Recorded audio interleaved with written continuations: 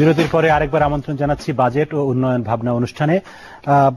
আমরা এবার একটু অন্য প্রসঙ্গে যেতে চাই। ডক্টর হাসান মনসুর, আপনার কাছে জানতে চাই যে রাজস্ব আমরা জানি যে খরচ বাড়ছে, বাংলাদেশের রাষ্ট্রের খরচ বাড়ছে এবং আয়ও বাড়ছে হয়তো, কিন্তু আয়ের উৎসগুলি কি, নতুন কি উৎস আমরা পাচ্ছি, রাজস্ব আদায় পদ্ধতি, কর আহরণ পদ্ধতি কি হবে, মানে গত বছরের সঙ্গে এবছরের নতুন কোনো পার্থক্য আছে কিনা, এই বিষয়ে যদি আপনার কি মনে হয় যে কি নতুন দেখতে পাবো আমরা? স্ট্রাকচারালি যে আমরা ফান্ডামেন্টাল কোনো চেঞ্জ দেখতে পারবো সেটা কিন্তু না। আমাদের রাজস্বের দুটো প্রধান সোর্স, একটা হচ্ছে মূল্য সংযোজন কর আর একটা হচ্ছে প্রত্যক্ষ কর বা ইনকাম ট্যাক্স যেটাকে আমরা বলি। এই দুটোই থাকবে আমাদের, আগামীতেও এটাই থাকবে এবং পৃথিবীর সব দেশেই এইটাই ডাইরেক্ট আর ইনডাইরেক্ট এই দুটোই মেইন সোর্স হচ্ছে। আর যেটা আমরা অতীতে যেটার উপর ডিপেন্ডেন্ট ছিলাম ট্রেড বেস যে ওটা আস্তে আস্তে কমতে থাকবে এবং বাংলাদেশেও এখন কমে এসছে অনেকখানি। তো এই প্রেক্ষাপটে আমাদেরকে দেখতে হবে যে আমরা আসলে আমাদের যেখান থেকে আমাদের টাকাটা আনতে হবে সেখানে আমরা কতখানি অর্জন করতে পেরেছি। আমরা যদি দেখি এখনো আমাদের রাজস্ব জিডিপি রেশিও বা এনবিআর রেটটাকে দেখি, কারণ ওখানেই তো হচ্ছে কর, বাকিটা তো হচ্ছে নন ট্যাক্স, সেখানে ইলাস্টিসিটি অনেক কম এবং ডিপেন্ডেন্সও সব দেশেই কম থাকে।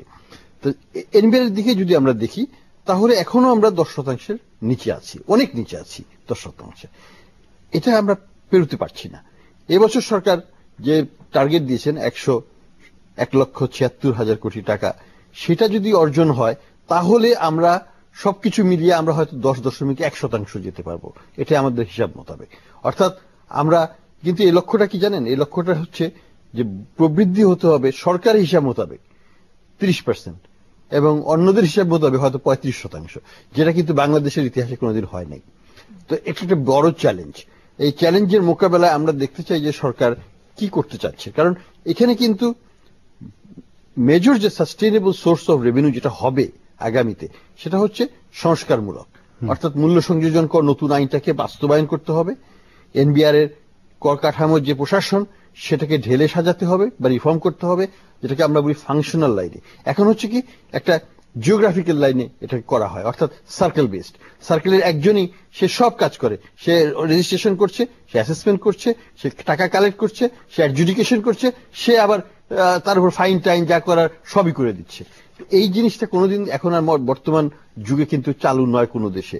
আমাদেরকে ফাংশনাল লাইন আসতে হবে, যার কাজ তাকে শুধু সেই অংশটুকু দেখতে হবে।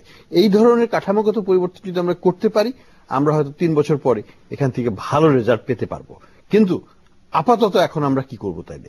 আপাতত আমাদের সংস্কার কার্যক্রম শুরু করতে হবে এই বাজেটে অবশ্যই, কিন্তু সেই সাথে কতগুলো সুদৃঢ় পদক্ষেপ নিতে হবে সরকারকে রাজস্ব আদায়ের জন্য। আমরা কিছু প্রস্তাবনাও দিয়েছিলাম সরকারকে।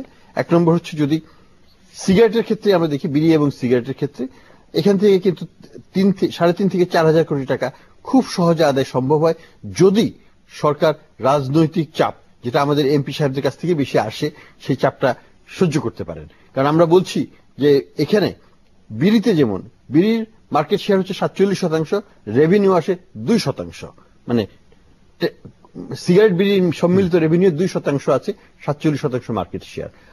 আর আরেকদিকে সিগারেটের মধ্যে যেটা চিপেস্ট সিগারেট সেই পরিমাণটা আগে মার্কেট শেয়ার ছিল 34%, এখন হয়েছে 65%।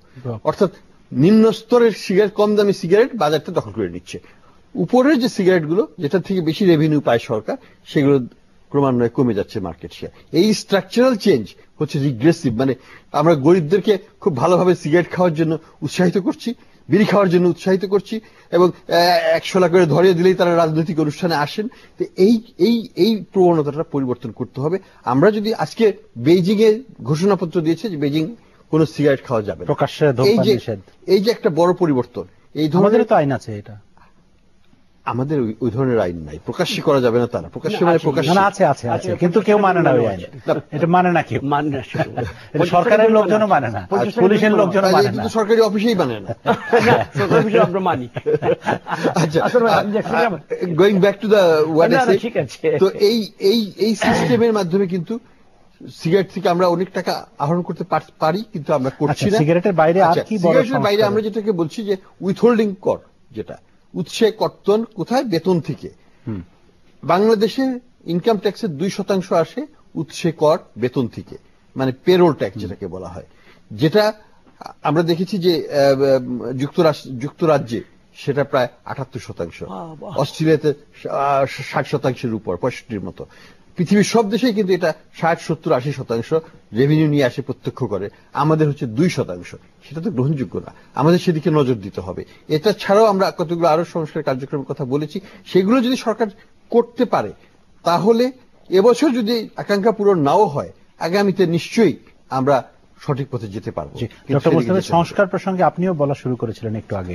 হ্যাঁ, আমি যেটা বলতে চাই, বিশেষত আমি প্রত্যক্ষ করের কথা বলবো। অপ্রত্যক্ষ কর এটা কিন্তু একটু regressive in the sense that এটা তো ধনী গরিব সবার উপরে পড়ে। বাজেটের কিন্তু একটা বড় একটা উদ্দেশ্য থাকে, যেটা আমরা অনেক সময় বলি না, সেটা হলো যে সম্পদের পুনর্বন্টন। এটা কিন্তু একটা প্রিন্সিপাল, একটা বাজেটের একটা ক্যানন বলা হয়।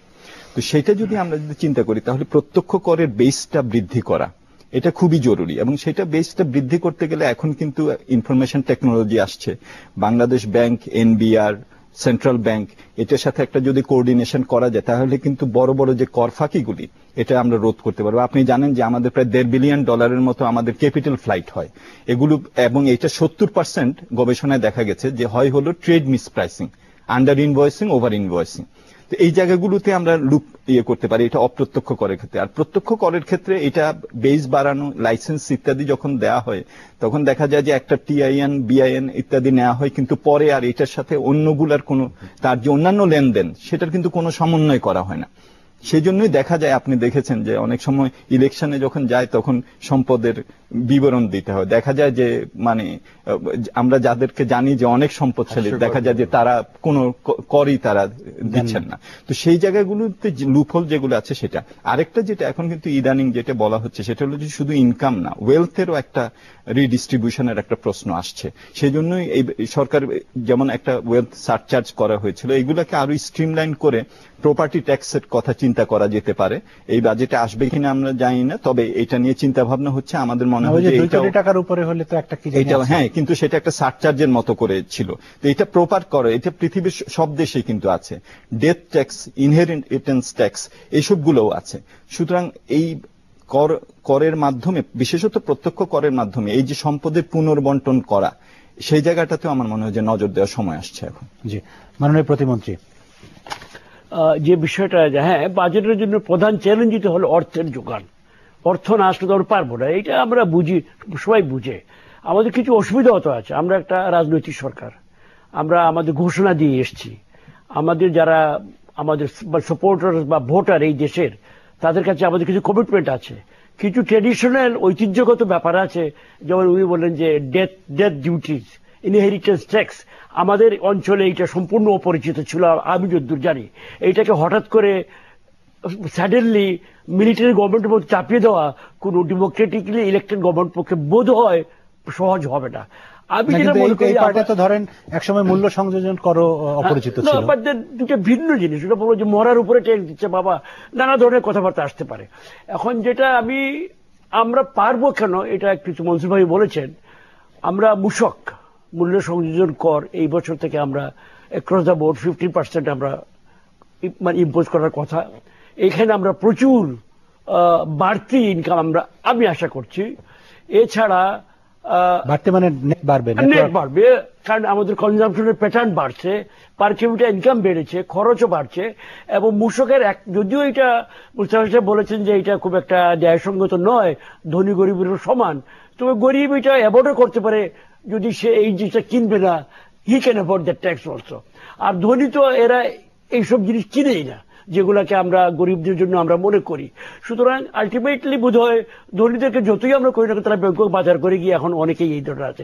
এইসব কমপ্লিকেশন না গিয়ে আমি মনে করি যে আমরা ট্যাক্স রেট বাড়িয়ে পর্যায়ক্রমে, জাম্পে আমরা পারবো না, let us be honest about it, jump করে পারবো না। উপজেলা পর্যায়ে যাওয়া, কৃষিতে ভালো মূল্য এডিশন হচ্ছে সেখানে হাত দেওয়া, স্লোলি গ্রাজুয়ালি বুঝিয়ে আমার মনে হয় পারা যাবে, যদি আমরা জনগণের কাছে এইটা প্রমাণ করতে পারি যে we are doing it for the good of the country. জনগণ বিদ্যুৎ চায়, পাগল হয় একদম, there is no doubt about that. আপনি বিদ্যুতের দাম যে বাড়িয়েও দেন এবং দিতে পারেন, দে উইল টেক ইট। এটা আমি গ্রামের একজন এমপি হিসেবে বলতে পারি, এখানে আছে। শিক্ষার ক্ষেত্রে আমরা এত ওভার সাবসিডাইজ করছি, এখানে বোধহয় আমরা একটু রিঅ্যারেঞ্জমেন্টের চিন্তা করতে পারি এবং এখানে যথেষ্ট স্কোপ আছে। এগুলা অনেক ধরনের ব্যাপার আছে যেগুলো আমরা করতে পারি। সুতরাং এছাড়া আমাদের এনবিআর যেটা বললেন, এনবিআর আমরা কিছু সংস্কারমূলক কাজ করেছি। আমরা গোটা অর্থনীতিতে আমাদের সরকার যেসব সংস্কারমূলক কাজ করেছে, securities exchange commission, stock market, Bangladesh bank, রাষ্ট্রায়ত্ত ব্যাংকগুলা, প্রত্যেকটা সেক্টরের প্রত্যেকটা এলাকায় কিন্তু আমরা কিছু পজিটিভ সংস্কারমূলক কাজ করেছি।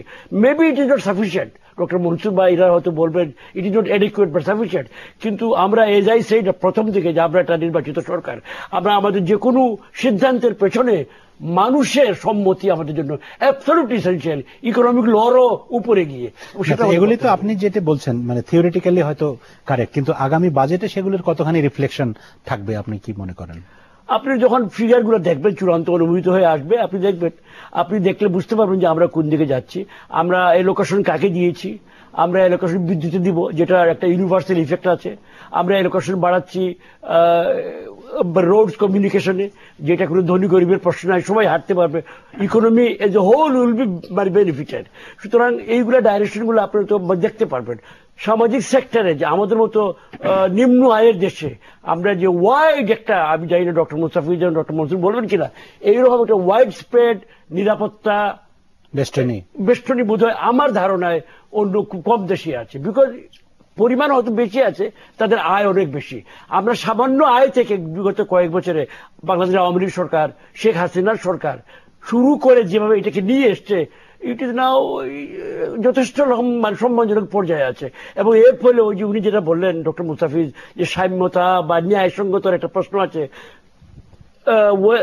ইয়েকে আয়টাকে একটু মানে ছড়িয়ে দেওয়ার প্রশ্ন আছে, সেটাও আমরা এইগুলো সুষম বন্টন, সেখানে আমরা মনে করি পুরো না হলেও কিছুটা আমরা অর্জন করতে পারছি। জি, আপনাকে ধন্যবাদ। আমরা আরেকবার বিরতিতে যাব। প্রিয় দর্শক, আমাদের সঙ্গেই থাকুন, ফিরছি কিছুক্ষণ পরে।